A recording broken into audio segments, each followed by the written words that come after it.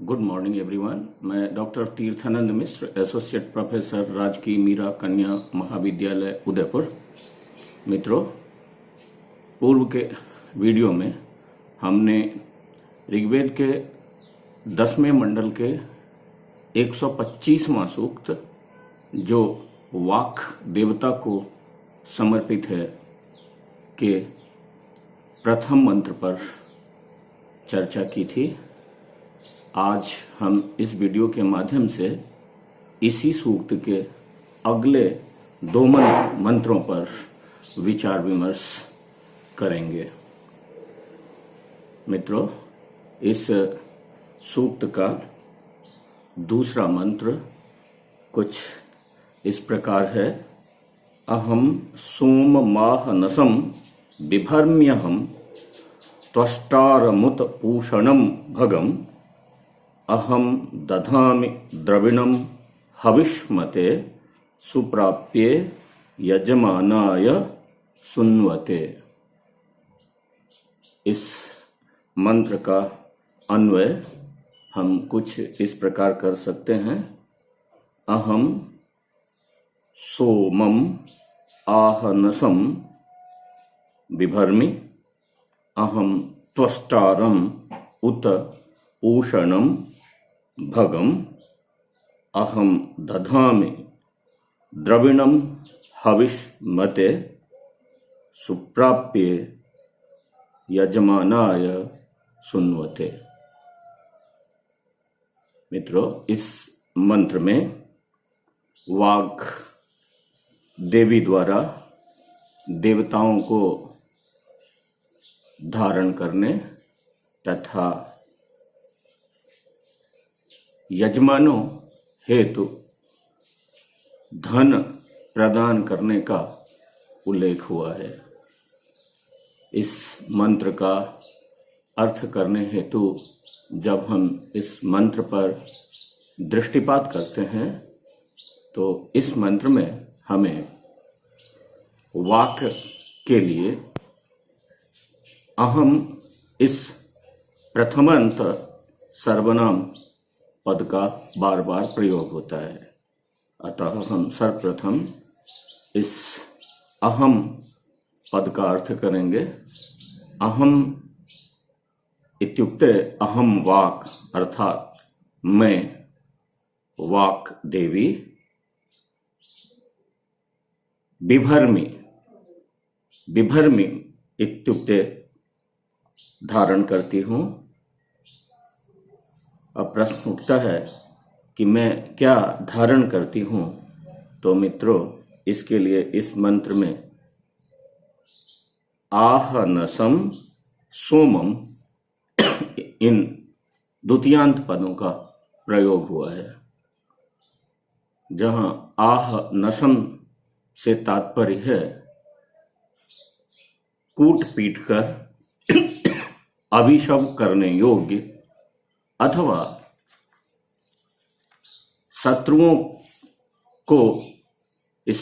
शत्रुओं का संहार करने वाले।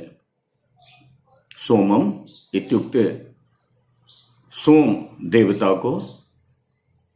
अब अगर हम इन सभी पदों को एक साथ अन्वित कर देंगे तो अन्वय होगा अहम आह नसम सोमम बिभर्मि,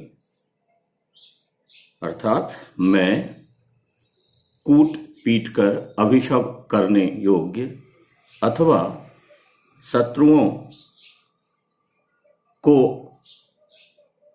मारने वाले सोम देवता को या सोम रस को धारण करती हूं। अगले चरण में पुनः अहम पद का प्रयोग हुआ है और इस अहम पद के साथ हम पूर्व की भांति बिभर्मि इस क्रियापद का अन्वय करेंगे। तो अन्वय होगा अहम बिभर्मि, अर्थात मैं धारण करती हूं। प्रश्न उठता है, क्या धारण करती हूं? तो मित्रों, इसके लिए कहा गया है अहम त्वष्टारम उत पूषणम भगम बिभर्मि। जहां त्वष्टारम से तात्पर्य है निर्माण करने वाले देवता, अर्थात त्वष्टा को। उत अव्यय पद है जिसका अर्थ है और। अपूषणम से तात्पर्य है पोषण करने वाले देवता, अर्थात सूर्य को। और भगम से तात्पर्य है ऐश्वर्य प्रदान करने वाले भग को। अब इन सभी को अगर हम एक साथ अन्वित करेंगे तो अन्वय होगा अहम त्वष्टारम उत पूषणम भगम बिभर्मि, अर्थात मैं निर्माण करने वाले देवता के रूप में त्वष्टा को, पोषण करने वाले देवता के रूप में पूषण और ऐश्वर्य प्रदान करने वाले भग को धारण करती हूं। अब जब हम इस मंत्र के तीसरे और चतुर्थ चरण पर दृष्टिपात करते हैं तो हमें वहां भी कर्तृपद के रूप में अहम और क्रियापद के रूप में दधामि यह पद प्राप्त होता है। पूर्व की भांति अहम शब्द से तात्पर्य मैं वाक देवी इस अर्थ से है और दधामि इस क्रियापद का अर्थ धारण करती हूं इस अर्थ से है। अतः इन दोनों पदों को अगर हम अन्वित करेंगे तो अन्वय होगा अहम दधामि, अर्थात मैं धारण करती हूं।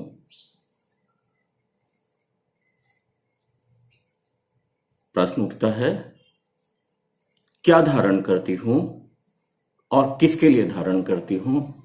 तो मित्रों, जहां तक क्या धारण करती हूं इस प्रश्न का संबंध है तो इसके उत्तर हेतु इसी मंत्र में द्रविणम इस द्वितीयांत पद का प्रयोग हुआ है, जहां द्रविणम से तात्पर्य धनम अर्थात धन से है। अब यदि हम इस द्रविणम पद को कर्तृ और क्रियापद के साथ अन्वित करेंगे तो अन्वय होगा अहम द्रविणम धारयामि, अहम द्रविणम दधामि, अर्थात मैं धन को धारण करती हूं। अब प्रश्न उठता है किसके लिए धन को धारण करती हूं? तो मित्रों, इसके उत्तर हेतु इस मंत्र में हविष्मते सुप्राप्ये सुन्वते यजमानाय, ये 4 चतुर्थ्यंत पद का प्रयोग हुआ है, जहां हविष्मते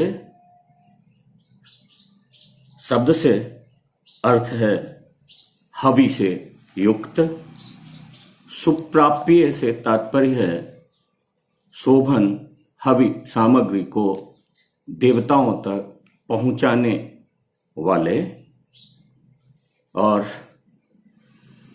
सुन्वते से तात्पर्य है सोमाभिषव करने वाले, और यजमानाय से तात्पर्य है यजमान के लिए। अब अगर हम इन समस्त पदों को एक साथ अन्वित करेंगे तो अन्वय होगा अहम हविष्मते सुप्राप्ये सुन्वते यजमानाय द्रविणम दधामि, अर्थात मैं हवि से युक्त शोभन हवि सामग्री को देवताओं तक पहुंचाने वाले, सोमाभिषेक करने वाले यजमान के लिए धन धारण करती हूं। मित्रों, अब अगर हम इस मंत्र का समग्र रूप से आपके सामने अनुवाद प्रस्तुत करना चाहूं तो इस मंत्र का अनुवाद होगा मैं वाक देवी कूट पीट कर अभिषव करने योग्य अथवा शत्रुओं का संहार करने वाले सोम को धारण करती हूँ। मैं त्वष्टा, पूषा तथा भग को धारण करती हूँ। मैं हवि से युक्त शोभन हवि को देवताओं तक पहुंचाने वाले तथा सोमाभिषेक करने वाले यजमान के लिए धन धारण करती हूँ। मित्रों, इस मंत्र का तात्पर्य यही है कि मैं ही वह देवी हूं जो सोमाभिषेक आदि कार्य करने वाले यजमानों को धन धान्य से संपन्न करती हूं। अतः यजमानों को जिस किसी भी वस्तु की अपेक्षा है उसकी पूर्ति हेतु उसे हमारी तरफ देखना चाहिए, हमारी प्रार्थना करनी चाहिए और हम उन्हें उन वस्तुओं को प्रदान कर उसे संतुष्ट करेंगे। मित्रों, अब हम इस सूक्त के तीसरे मंत्र पर विचार विमर्श करने जा रहे हैं और इस सूक्त का तीसरा मंत्र कुछ इस प्रकार है। अहम राष्ट्री संगमनी वसूनाम चिकीतुषी प्रथम यज्ञयानाम ताम मा देवा व्यदधुः पुरुत्रा भूरिस्थात्रम भूर्यावेशयन्ती। इस मंत्र का अन्वय कुछ इस प्रकार किया जा सकता है।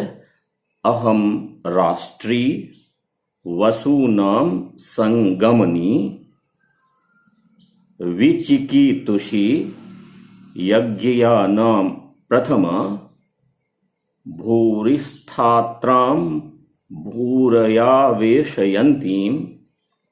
ताम मा देवाः पुरुत्रा व्यदधुः। इस मंत्र में मित्रों वाक देवी को विविध गुणों से समन्वित बताया गया है। इस मंत्र का अर्थ करने हेतु जब हम इस मंत्र के पूर्वार्ध पर दृष्टिपात करते हैं तो हमें अहम यह प्रथमांत सर्वनाम पद प्राप्त होता है। पूर्व की भांति यहां भी अहम शब्द से तात्पर्य अहम वाक से है, अर्थात मैं वाक देवी। अब आगे राष्ट्री इस पद का प्रयोग हुआ है जिसका अन्वय अहम के साथ होगा। अगर हम इन दोनों को एक साथ अन्वित करें तो अन्वय होगा अहम राष्ट्री। राष्ट्री से तात्पर्य है जगतः ईश्वरी, जगतः साम्राज्ञी, अर्थात जगत की स्वामिनी या जगत की रानी। और इन सभी के साथ हमें अस्मि इस क्रियापद का अन्वय स्वयं करना चाहिए। तो अगर हम अस्मि इस क्रियापद का अन्वय कर इन्हें अहम के साथ जोड़ें तो अर्थ होगा अहम राष्ट्री अस्मि, अर्थात मैं जगत की ईश्वरी या स्वामिनी हूं, या मैं इस जगत की अधिष्ठात्री देवी हूं। आगे कहा गया है अहम वसूनाम संगमनी। वसुनाम से तात्पर्य है धनानाम, धनों को, और संगमनी से तात्पर्य है प्राप्त कराने वाली, उपलब्ध कराने वाली या मिलाने वाली। अब इनको अगर हम एक साथ अन्वित करेंगे तो अन्वय होगा अहम वसूनाम संगमनी अस्मि, अर्थात मैं धनों को मिलाने वाली हूं, धनों को दिलाने वाली हूं। पुनः कहा गया है अहम चिकीतुषी। चिकीतुषी शब्द से तात्पर्य है ब्रह्म ज्ञान से संपन्न। अब इसको अगर हम अहम के साथ अन्वित करेंगे तो अन्वय होगा अहम चिकीतुषी अस्मि, अर्थात मैं ब्रह्म ज्ञान से संपन्न हूं। फिर कहा गया है अहम यज्ञियानाम प्रथमा अस्मि। यज्ञियानाम मतलब यजन करने वाले व्यक्तियों में, प्रथमा मतलब प्रमुख। तो इसका अर्थ होगा कि अहम यज्ञियानाम प्रथमा अस्मि, मतलब मैं यज्ञ करने वाले व्यक्तियों में प्रमुख हूं। अब जब हम इस मंत्र के दूसरे पाद पर दृष्टिपात करते हैं तो हमें दूसरे पाद में ताम इस द्वितीयांत पद का प्रयोग दृष्टिगोचर होता है, जहां ताम से तात्पर्य होगा पूर्वोक्त गुणों से युक्त उसे, और फिर कहा गया माम मतलब मुझे, अर्थात पूर्वोक्त गुणों से युक्त मुझे। और आगे देवाह इस प्रथमांत पद का प्रयोग दृष्टिगोचर होता है, जहां देवाह से तात्पर्य होगा देवताओं ने, और क्रियापद के रूप में व्यदधु प्राप्त होता है, जो लंग लकार प्रथम पुरुष बहुवचन का रूप है, और जहां व्यदधु से तात्पर्य होगा कल्पित किया या कल्पना की। अब इनको अगर हम एक साथ अन्वित करेंगे तो अन्वय होगा कि ताम माम देवा व्यदधु, अर्थात पूर्वोक्त गुणों से संपन्न मुझे देवताओं ने कल्पित किया है।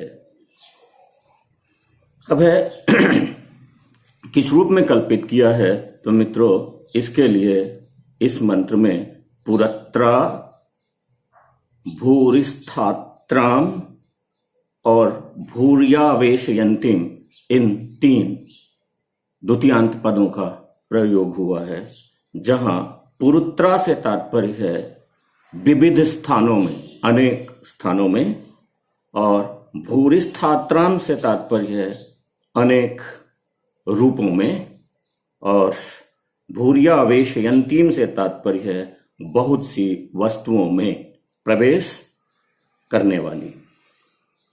ये सभी माम के साथ अन्वित होंगे।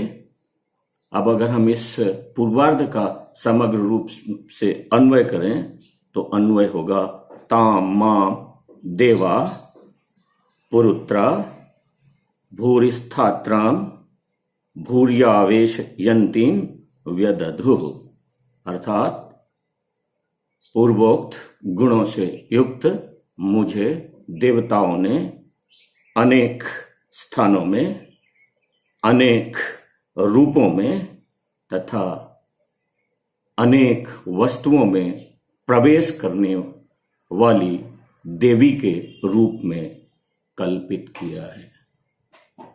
अब अगर हम इस मंत्र का समग्र रूप में अनुवाद करना चाहें तो मित्रों इस मंत्र का अनुवाद होगा मैं जगत की ईश्वरी, धनों को